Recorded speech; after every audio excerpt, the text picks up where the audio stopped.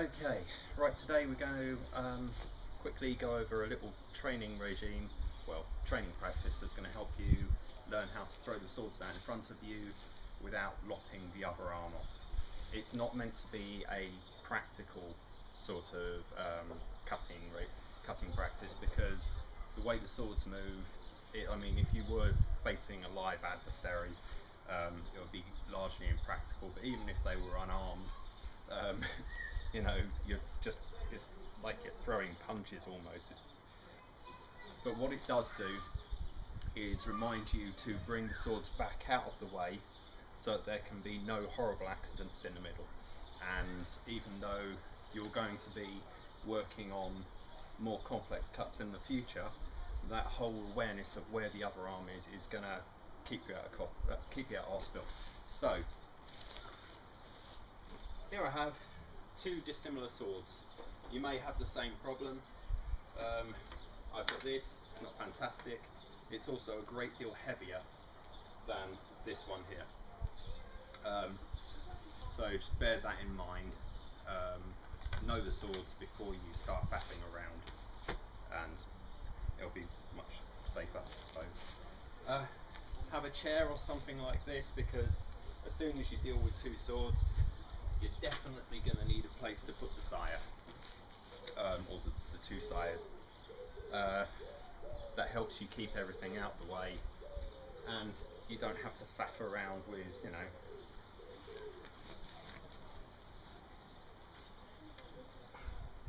one sword, pop it down, two swords, no faffing around. Without a surface, that's going to be more difficult. Okay, right, we've got our two swords. We need to bring them back to here.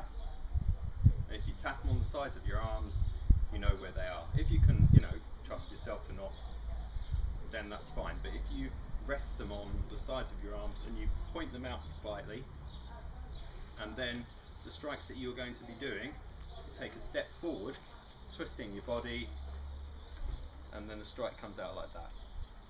And then you can quite easily twist it back, move back square, and then like this.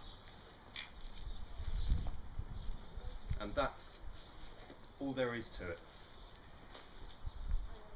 With my right hand, this is quite easy. With my left hand, definitely a lot less easy. This sort of exercise will end up with you being able to, well, it increase your awareness of where the other sword is for when you are doing much more potentially dangerous cuts. Just remember, twist the hips, throw the sword out, bring the sword out of the way. And that is essentially the start to, you know, using two swords. It's not particularly exciting. It will wear out your wrists. If you're doing it in the beating down sun like I am at the moment, it's not that much fun. But it's a good place to start. And again, a chair. You're going to need one, because I don't really see any way that you can very easily take two swords out, even if they are in a belt. It becomes very unwieldy. You want to be focusing on moving swords, not anything else. Jesus, the sun is trying to kill me at the moment.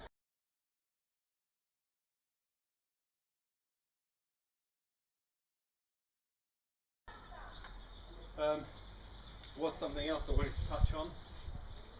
Come on, kitty, kitty. Sorry about this, Bluey. You okay there?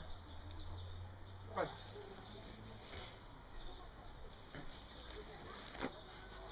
This sort of practice does put a lot of strain on your wrists.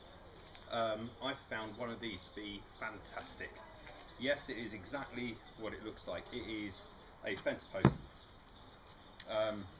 But I have, you know, as rudimentarily as I can, I've carved that into a handle with just enough room for me to be able to grip it, and then I can use it as a Tsuburito. I believe it's probably way over heavy. It's certainly far too heavy for me to be able to be doing one-handed practice, but two-handed practice, not so bad. So yeah, well worth knocking one of these up. If you can nick a fence post from somewhere, borrow, whatever, then this has helped no end with trying to prevent, you know, any muscle injury, simply because I've been using this already, and when I've got a lump of wood like this, my cuts tend to be a lot more controlled. When I'm actually trying to cut something, I don't know, I lose a teensy bit of that control in the amount of oomph that I put into the cut, and a little bit more muscle than you need is probably a good thing. And that's that.